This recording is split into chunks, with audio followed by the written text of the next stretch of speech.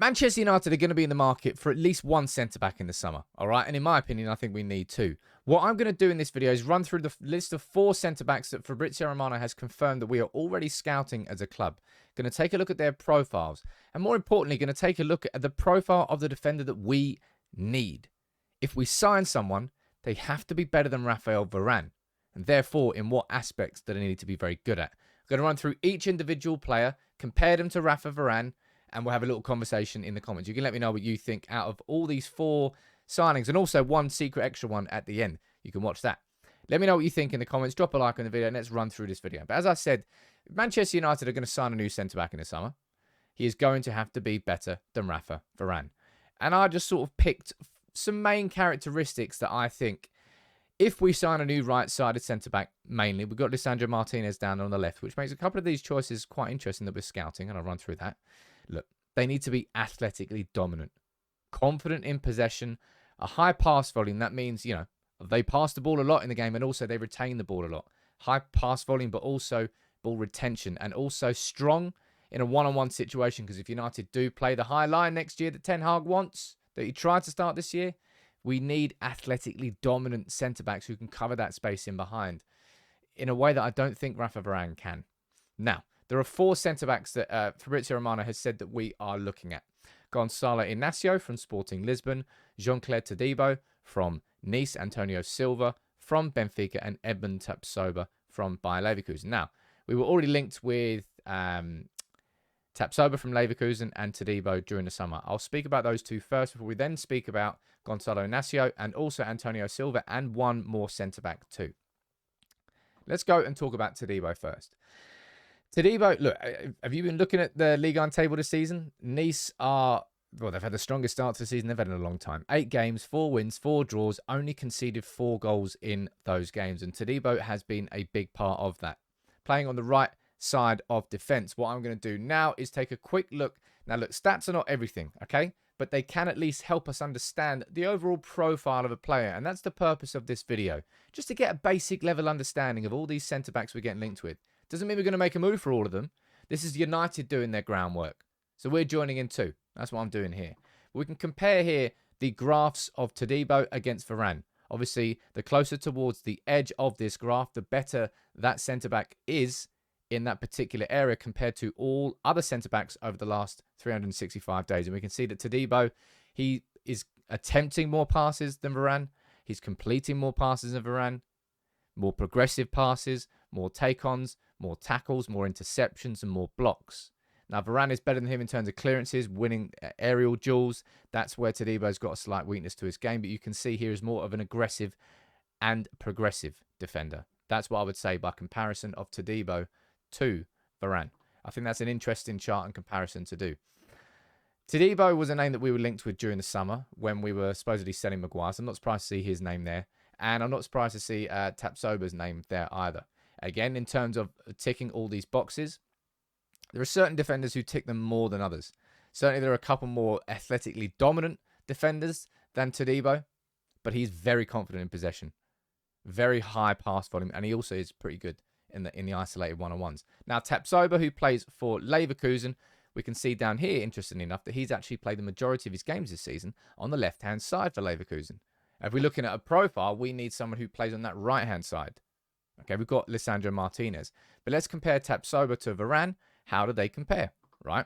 We can see here again, Tapsoba, more passes attempted, slightly less in the completion, which means he's trying a little bit more of the more risky pass, if you want to call them that. Maybe the ball's over the top. But look, in terms of his progressive passes, significantly better.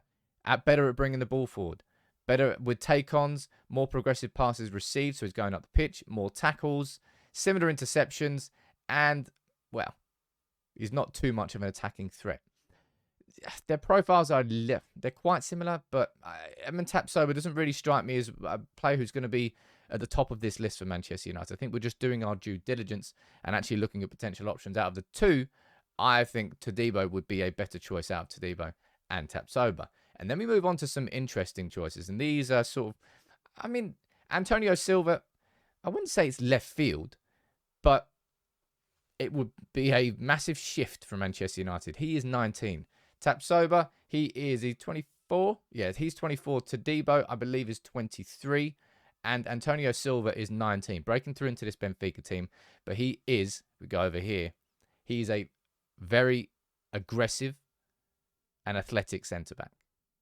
That's a big element of his game. In terms of where he's played this season, he's been playing on the right-hand side for Benfica. Now let's compare António Silva to Varane, and let's see where they match up. It's something to be said here. He is a raw defender. He's only 19, all right? He's only breaking through into this Benfica team. So for United to sign him, it wouldn't be like we're signing a leader, which Varane is. But we would certainly be signing somebody who is very aggressive and very athletic. You can see that the amount of tackles that he is making per game. Blocks and tackles, both better than Varane. A higher pass completion, but not particularly progressive, which tells you he's playing more of the safe passes, but he's also doing it extremely well. António Silva, I wouldn't say it would surprise me. Maybe it would surprise me, really, compared to the other names on this list. But he's certainly one to watch out for. And if United don't sign him, look, Benfica have been incredible at these sorts of scouting. He's been through their academy system. But António Silva's one to watch. And now there's two Sporting Lisbon centre-backs that I want to speak about now. Fabrizio Romano here confirming that Gonçalo Inácio is one of the centre-backs that United are looking at. And look, the 22-year-old, he plays down the left-hand side for Sporting Lisbon because there's a certain player called Diomande, who I'll be speaking about in a second, who plays on the right-hand side.